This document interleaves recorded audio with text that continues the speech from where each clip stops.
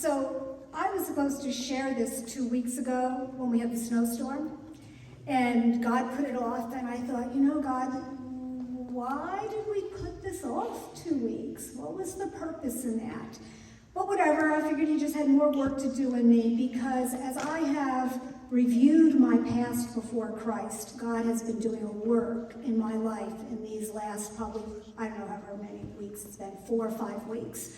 And it has been so great to experience God through this. So I thought I was ready 2 weeks ago, until this morning. I sat down in my chair that I do my time with the Lord every day, and I happened, by God's sovereignty, he knew, to be working on my experience in God's study that several of us have been doing. And as I sat down to do my lesson, God says, you too will be blessed when God does a special God-sized work through you. And I thought, wow, God, that's key, because what you did in me to change me from who I was, and I'm going to give you some insight into who I was before Christ, that's a God-sized work. I could never, ever have changed my life, the direction I was going in, without his power. And so I thought at that moment, as I read that first, as I opened the book, I thought, wow, God, that's great. And then I got to the very last paragraph for today. And it says, if you are obedient, God will accomplish amazing things through you. You will need to be careful that any testimony about what God has done gives him glory. And that was been one of my prayers, is that this would not be about me in any way, that you will all understand this is about God. This is his story, not mine, because if it were my story, I'd still be out there in my depravity. Pride may cause you to want to recount your experience because it makes you feel special. And that has been one of my prayers through all of this. God, this is not about me. I don't want pride. I don't want ego. I don't want any of that to be part of this. You will want to declare the amazing deeds of the Lord, but you must avoid any sense of pride. Therefore, let the one who boasts, boast in the Lord. And so that's where God took me this morning. And it was so wonderful to encounter him in that very special way. And so I'm going to now tell you a little bit about who I was before Christ. I grew up in a home with my mother as a Roman Catholic, my dad as a Protestant. Neither of them had a relationship with Jesus. It was all about works. It was all about rules and regulations. As a kid, I went through all the normal Catholic stuff. I could tell you the 10 Commandments. I could do all that stuff, but there was no relationship with the Lord. I didn't even know anybody that I thought back on who had a real relationship with Jesus. And so I went about life, and from 10th grade to 11th grade, I realized that was the market change in my life. Because when I went from 10th grade to 11th grade, I decided to change friends. And 1 Corinthians 15:33 says, do not be deceived. Bad company ruins good morals. And boy, did I come into the wrong crowd.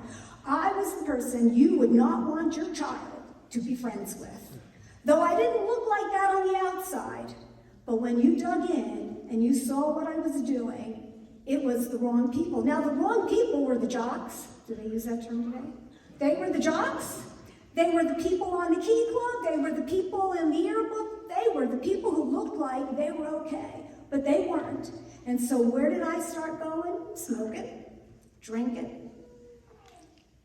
And Ed was part of that crowd that I got connected with. We met in a bar. I was 16 and a half, maybe, 16, in a bar. Because we had Mike's Log Cabin at that time in Albany that they didn't serve if you were drinking age. They only served you if you were under drinking age. And so that's where we gathered. And so that took me then into sexual immorality. And so we just indulged. It took me into marijuana. And we indulged. And we carried on. We got married. And I met in our senior year of high school in the fall. We got married 2.5 years later. We left literally the next day for California because we were moving and that's where we were going to live. He had some family out there and we got there. Now, this is the 70s, the early 70s, and there was a lot of depravity then as well as there is today. In fact, before we moved, one of the places we went was, and I don't even know, there's a few gray hairs here who might remember this, but in that time frame, there was an X-rated theater, and it wasn't indoors, it was an outdoor theater. It was a drive-in, and that's where we would go. So that took me then into that spiral downward with pornography. And so we just carried on. We got to California, sunny Southern California, and we continued to indulge because that's what we did. I had no moral compass, and I was after, as John says in his epistle, 1 John 2:16, for everything in the world, the lust of the flesh, the lust of the eyes, and the pride of life. And I was going for it. We made good money, we could do the things we wanted to do, and we did it. But we did it all without God. And I worked in an automotive repair shop, and I worked with probably 25 men and me. And that led me into an affair. I left Ed and said, I'm going to move on. But God, even in our unsaved time of life, brought us back together, and in June we'll celebrate 49 years of marriage. So when I say that's all to God's glory and His grace and His mercy, you can understand why. And so God brought us back together, and we had our son in 1980. And about 1985, I said to Ed, we need to take him to church because he needs to know God, as if I knew God. I didn't know God, I knew about God. But take us. And so we started going to a Christian church because the Catholic Church didn't do anything for us, so we'll start in a church. And we started a journey, and about a year or so later, at our church service at our Calvary Chapel that we were at, the pastor said, everybody close your eyes. Anybody who wants to receive Christ, raise their hand. I raised my hand, I put it down, we finished, and they said, everybody who's accepted Christ come forward, and then I both looked at each other, and we received Christ at the same time. What a blessing that has been. What a blessing.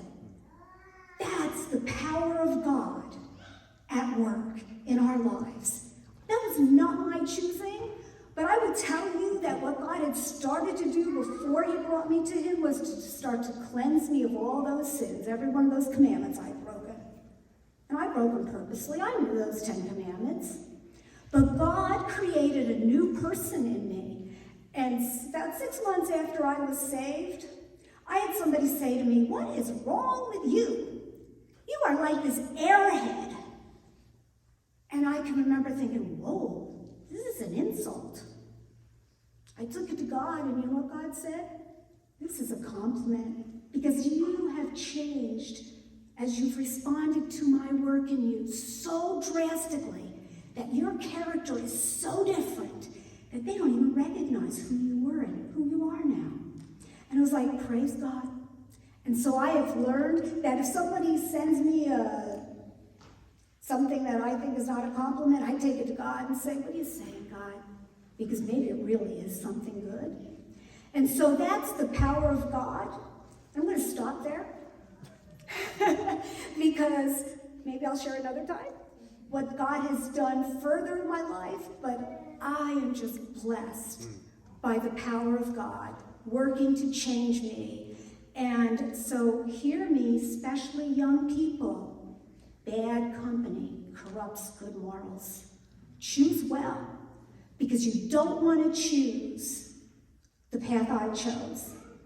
And as I was going through all of that and thinking about all of that, God said to me, Donna, not even is there a shadow of those past sins over your head. You are a new creation. The old is gone. Christ has paid the price, and live in that new life. And so if you don't know Jesus, oh, let me tell you, I have no regrets. Not that it's always easy, but boy, it's been great.